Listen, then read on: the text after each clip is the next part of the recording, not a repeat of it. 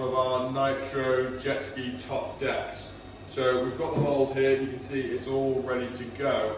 Just to give you a little bit more information about what kind of thing goes into one of these, what resin we're infusing it with, just going to be a bit of an overview of basically the whole process that goes into this. So we've got it's a GRP mould, so it's actually a vinyl ester mould or tool, which we've made here in-house. That's come off a CNC polyurethane board pattern that's been cut on a CNC machine. The tool is then sealed and then released. We've got vacuum sealing tape all the way around. You can see it's got these what we call pleats, which allow it to have an excess to stretch over the entire part. So where you see all the excess bag everywhere. So obviously if you had a fitted piece of bag, it wouldn't have enough.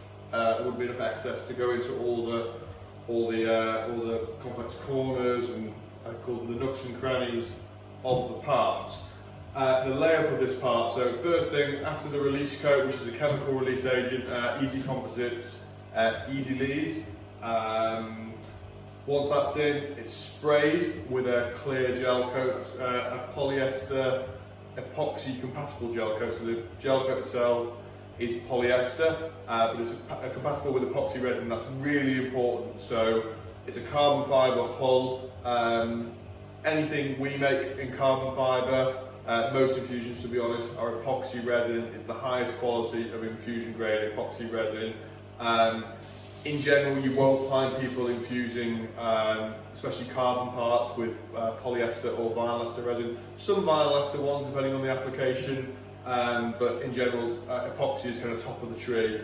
It's the highest in terms of strength, all the different properties that you need for something like this. So that polyester clear gel coat has to be an epoxy compatible one, otherwise you won't get a bond between the gel coat that's gone into the mould and then the laminate and the resin that's going to be infused through with it. So obviously it all has to come out as one part.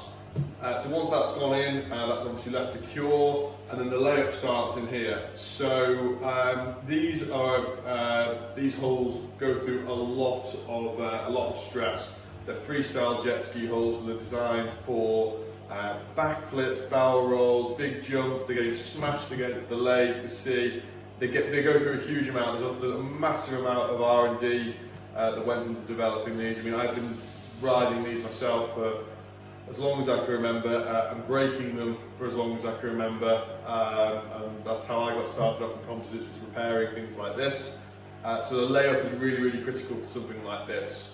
So we've got carbon fibre in there, but we've also got carbon Kevlar. So when this comes out of the mould, you will see it's got a visual carbon fibre finish, as we call it.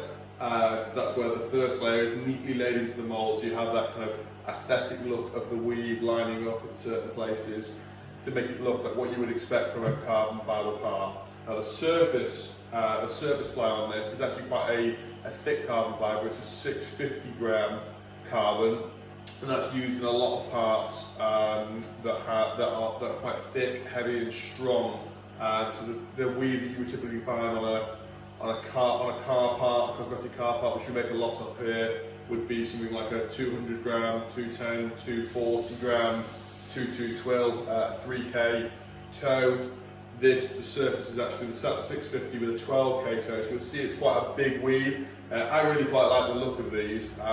The reason it's used is such a heavy layup for a part like this. It cuts down on the layers, so it means you can get straight to the thicker layers. The only problem you might find with that is it's more difficult to infuse because you've got that bigger weave. It takes more. The criteria for your infusion to work correctly is a little bit smaller, so you'll find like a smaller weave carbon. It's easy to get a good surface finish.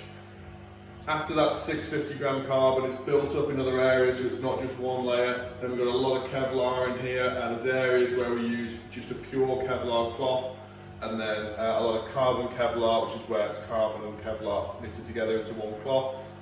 So a lot of that in there. Because these take quite a lot of impact, that's why we use that. We found over the years that works really quite well. And the final layer is then backed up with about 650 gram carbon again. So in general, as a basic rule of thumb, you're looking for kind of an even sandwich in your laminate. So let's say, for example, you've got an area with a 650 gram carbon.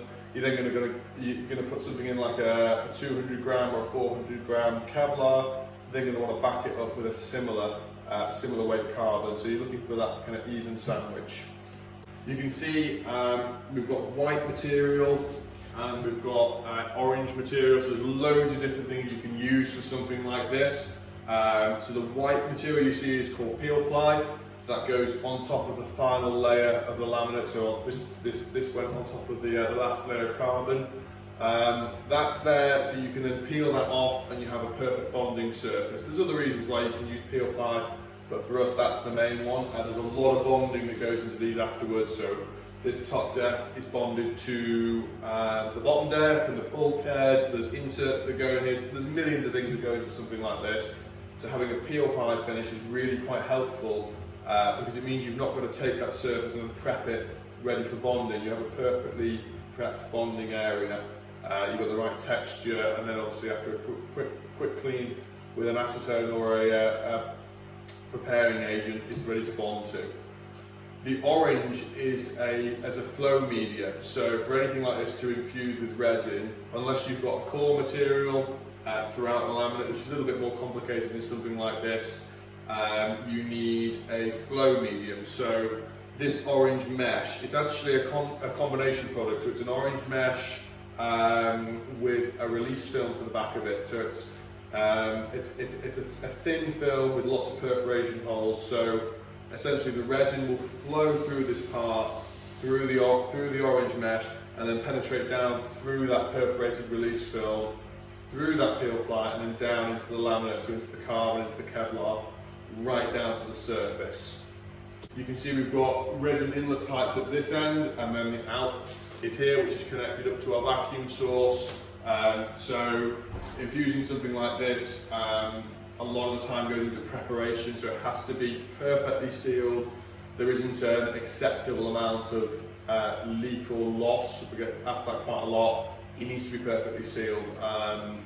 Especially on a part of this size, you really need to spend a lot of time making sure that your vacuum bag is perfectly sealed to the mould. You've got no holes in the rest of the bag.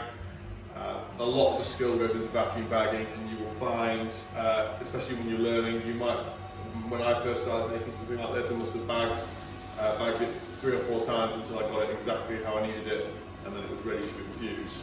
There's lots of different ways that you can infuse a part like this. You could have you could vacuum to the exterior of the part and have your resin going into the centre. You could do it the other way around, have the resin going around the outside. Just said that.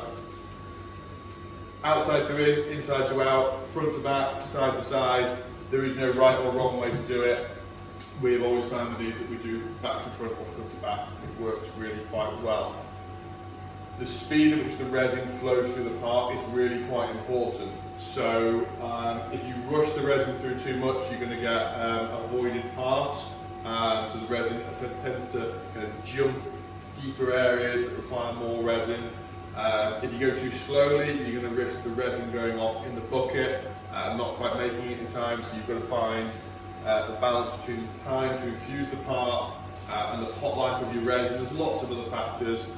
For example, once you've mixed your resin, you've got to you haven't got to, but we would degas that resin to suck all the air out of it, ready for the infusion.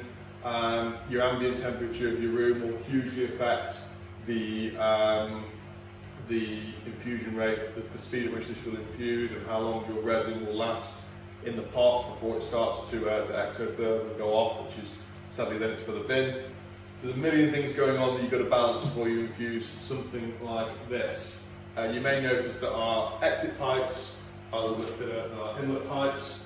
So when you're making parts like this, you'll find you might, for the first time, infuse 1 inlet pipe, or find it's too slow, go to 2, and might be too fast. That's part of the process, is working something like that out. Once this is infused, which we're going to show you in a second, it'll be left to cure. So during the infusion, it's about 25 degrees in here. Anything from 15 to 25 degrees is ideal. Anything lower than 15 is really, you're going to struggle with that. It's going to start to make resins work really, really slowly. 20 is good. You've got to be careful when you're going a little bit warmer, because everything starts to go off that little bit quicker, and that can catch you out. But you can actually feel that the mold's a really nice temperature. That's why we're in our prep room here, which is a great place for infusing. Once it's infused, it will be left to cure. It will be left to cure at ambient temperature, and then it will be post-cured. We actually demold these before the post-cure, and then the part itself, once it's trimmed, goes into our oven for a very, very slow ramped post-cure to maximise the structural properties of the resin. Hope you enjoyed the video. Please like and subscribe. If you have any questions, please put them in the comments or get in touch with us. Yeah, feel free to pick our brains.